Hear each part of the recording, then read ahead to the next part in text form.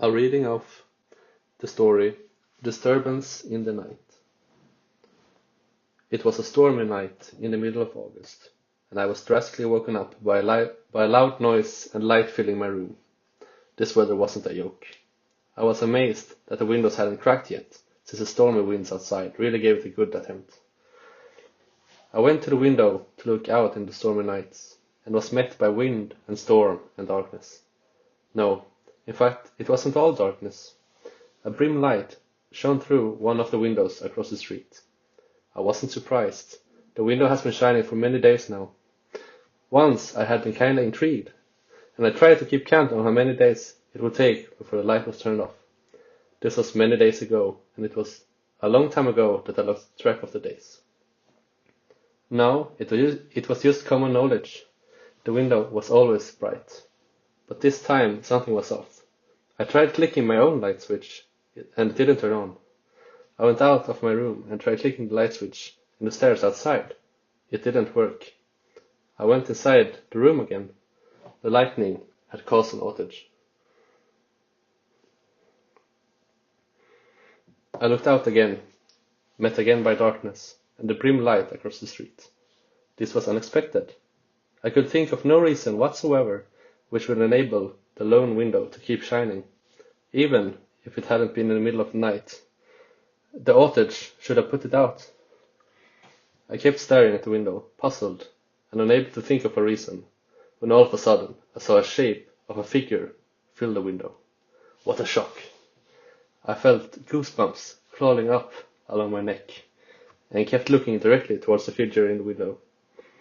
The figure was shaped as a man, but at the same time something felt a bit strange. This person didn't have the same energy as a normal person. Something sinister seemed to emit from him or her. The person suddenly vanished, just as quickly as it had appeared. I didn't know what to do. I tried going back to sleep, but I just couldn't shake the sinister feeling that had been cast on me. I went up and tried to go to the bathroom, just to have something to do. But oh, right, the light was still off from the outage. There was also another problem. The toilet on the second floor was broken, and I had to go all the way to the first floor.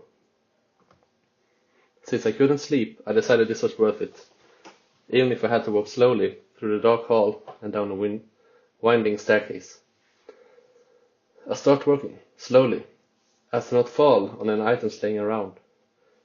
There were not much to step on, except for a few cans and bottles from the latest party, but it would still be annoying to have to clean up if there were any cans that were still full. I stepped slowly through the room, only once briefly touching my foot against a half-drunk wine bottle. As I got to the stairs, it was a breeze to go all the way down to the hallway.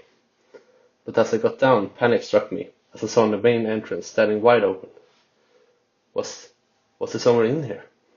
I looked around in the house and yelled, hearing my voice crack halfway through the sentence. Is anyone in here? No one responded. Well, I hadn't really expected to hear any response either. Somehow I was almost relieved when suddenly I heard something rustling about in the kitchen. I quickly grabbed the closest object, an empty bottle of scotch, and started to slowly move towards the kitchen. In it, I saw something incredibly disturbing. A man with the head of a dog was looking into the fridge. As I entered, he leaned slightly back and flipped his head backwards. We got eye contact, and I saw how he started to smile awkwardly. Better eat the food now, right? The power outage will ruin it anyway. I nodded in pure disbelief of what I was just witnessing. Yeah, sure. Take whatever you want. The man dog took something, I couldn't really see what, and then turned around. An item he had taken must have been small enough to be placed in a pocket, because I couldn't see anything. I could actually use your help. Oh yeah? With what? I didn't really understand what was happening, so for now I just played along. I happened to see that you were looking at me. I didn't really think anyone was up at this hour, so I rushed here immediately. I desperately need your help. You see, I happened to make an error while doing the experiments, and now I can't really finish it alone. The man-dog smirked and looked directly at me. And I understood the hint. Oh, you want to help? You want me to come with you and finish the experiment? You live in the house with a lamp? The man-dog grinned. Yes, and yes. It's good that you understand. Now follow me. We can't waste any more time. I wouldn't usually have followed a random person like that, but perhaps it was the longing for adventure which I'd felt for far too long. Perhaps it was the fact that I talked with a man-dog. I didn't really know why, but all of a sudden I found myself rushing along the streets towards his apartment with a brimming window. Up the stairs and entering the room with unusually large frame. I was there. So welcome to my place. Let me show you the room. Yes, finally. I'd get to see the room and why it was always shining. For some reason, this felt even more important than the fact I just met a man-dog and followed him to his apartment. As we entered the room, I was stunned, and that's saying something, considering what had been going so far. The brim light coming from the room originated from a brightly glowing rune-like symbols, located in a strange pattern on the wall. The light coming from the symbols were mostly white, but I could swear that I saw hints of other colors mingled with white, just barely strong enough to be discerned. What is this? I asked, my voice filled with part amazement and part disbelief. This, my newfound friend, replied the man-dog. This is a portal to another dimension. Or at least it's supposed to be. I looked at the symbols. By now I didn't even reflect on the absurdity of what the man-dog just said.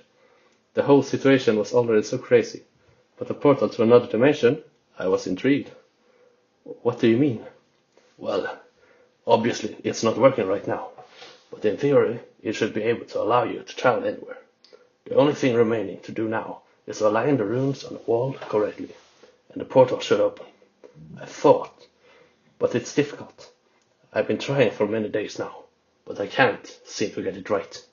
Aha! So it was this that had caused the light from the window all these days. I could never in my wildest dreams have figured that it could be this. I looked hard on the runes on the wall. It looked like they were aligned in some pattern, and I began to recognize it. 2 days earlier, I had been sitting in my room, alone, reading a column in some magazine about star constellations. There was Gemini, Cancer, Leo, Virgo, Libra, Scorpio, Sagittarius, Capricorn, Aquarius, Piscis, Aries, and Taurus. The runes on the wall represented almost perfect illustrations of each of these star constellations. Only the complex Scorpio seemed a bit off. May I? Of course.